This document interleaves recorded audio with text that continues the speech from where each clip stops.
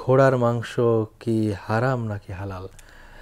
যদি ভালো ঘোড়ার একটি মাংস আমরা প্রশ্ন। খাই না, আমরা কখনো দেখুন available এখানে না আমাদের দেশে। এই বিষয়টা এখন সামনে দিনে আসছে, অনেকে ঘোড়া জবাই করে গাজীপুরে একটি ঘোড়ার- ঘটনা হ্যাঁ, ঘটেছে, গাজীপুরে। 250 টাকা কেজি বিক্রি হচ্ছে। হ্যাঁ আমি শুনেছি, আজকে ফজরে আমি শুনলাম কয়েকজন মুসল্লি ফজরের পরে আমাকে, তার একটা আমি পাশে বসেছিলাম, তারা মজা করে বলছিলেন যে আমরা 2 কেজি কিনে খতিব সাহেবকে হাদিয়া দিব, উনি যদি খান তাহলে আমরা খাবো। এটার বৈধতাটা ভালো মতো প্রতিষ্ঠিত হবে। তো আমি বললাম যে দেখেন কোনো কিছু হালাল হলেই সেটা খেতে হবে এমন নয়। জরুরি না। ইসলাম অনেক কিছু আছে যেটা বৈধ, কিন্তু ইসলাম সেটা বলে নাই, উদ্বুদ্ধ করে নাই।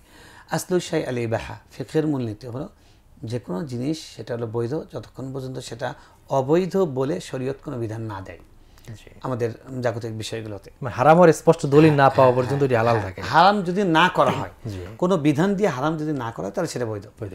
তো এখন ঘোড়ার বিষয়টা যেটা আসছে, আবু হানিফা রহমতুল্লাহ, আমাদের দেশে অধিকাংশ মানুষ হানাফি ফিকহ অনুসরণ করেন।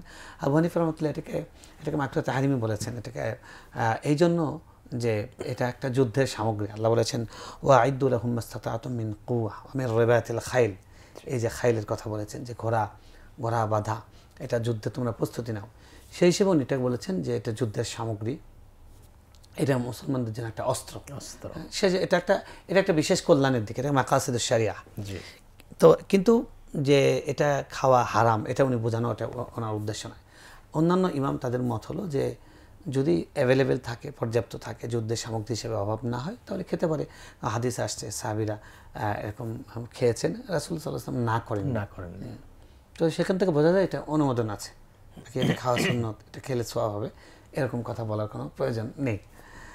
আমাদের দেশে এখনো পর্যন্ত কিন্তু ঘোড়া কিন্তু যুদ্ধের সামগ্রী হিসেবে ব্যবহার হয়, এবং ঘোড়া খুব পর্যাপ্ত নয়। এখন কোনো এলাকায় যদি পর্যাপ্ত ঘোড়া থাকে, চাষবাস হয়, খেতে পারে। কৃষিকাজও ব্যবহার করা হয়। কৃষিকাজে অনেক ঘোড়া অনেক শক্তিশালী, যেহেতু আমরা পাওয়ারের ক্ষেত্রে বলে হর্স পাওয়ার, মানে ঘোড়ার শক্তিটা অনেক বেশি, অনেক শক্তিশালী। সেজন্য যদি কোনো এলাকায় অ্যাভেলেবেল থাকে, পর্যাপ্ত থাকে, এবং সেখানে এই মুহূর্তে ওটার কোনো বৈষয়িক প্রয়োজন নেই, কারণ রুচিতে যদি খেতে ইচ্ছে করে খেতে পারে। খেতে পারে। মূলত এটি বৈধ, আসলে বৈধ।